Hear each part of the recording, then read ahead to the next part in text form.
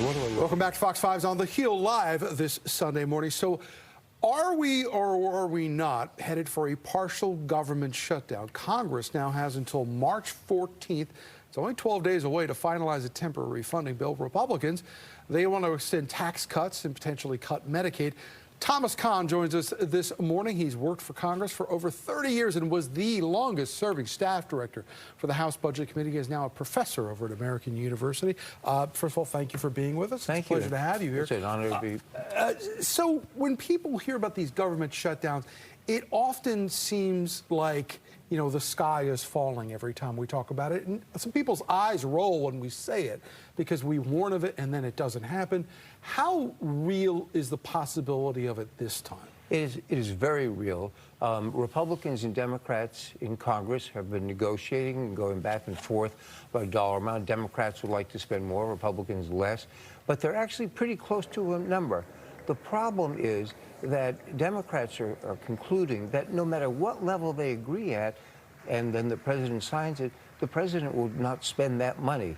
And Democrats are saying, wait a minute, if we cut a deal, we don't want to see the Center for Disease Control or National Institute of Health cut or aviation safety cut.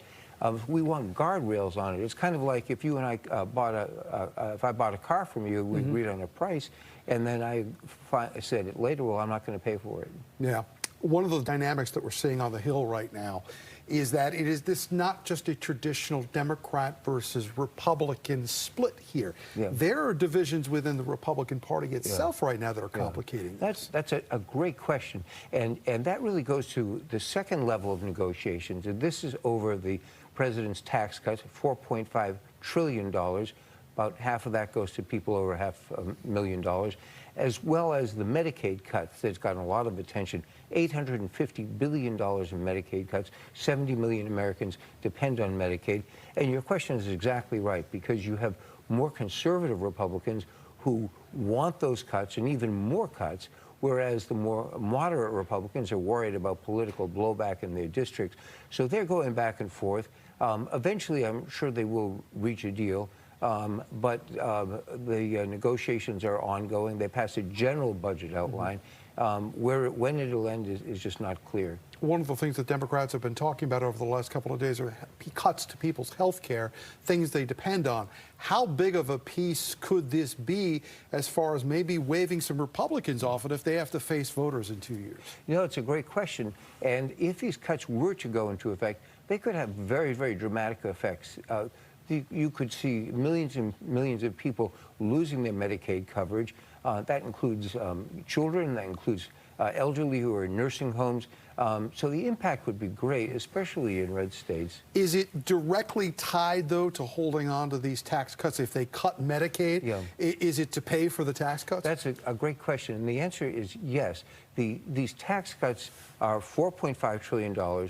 They're about $2 trillion in spending cuts. They aren't linked. But here's the most interesting part. Even if all of these these spending cuts are enacted, it's still going to add $3.5 trillion, not billion, trillion dollars to the debt. So your question is spot on. It would pay for part of the tax cuts, but we're still adding over $3 trillion to the debt. One question that the people who have voluntarily taken the buyout from the federal government is, will they get paid through September? If the government partially shuts down on March 14th, is there any guarantee of the funds to pay those people through the end of September? Even if there is a government shutdown, eventually the government will reopen. The government is not going to be shut down forever. And so at some point, maybe it'll be a few days, maybe it'll be a few weeks, maybe it won't happen at all. But there will eventually be a deal, and then the government will get funded and they will get paid. Thomas Kahn is a professor with American University, and we appreciate your insight and expertise to all of this. It's very confusing to folks year in, year out as it changes, so we appreciate it.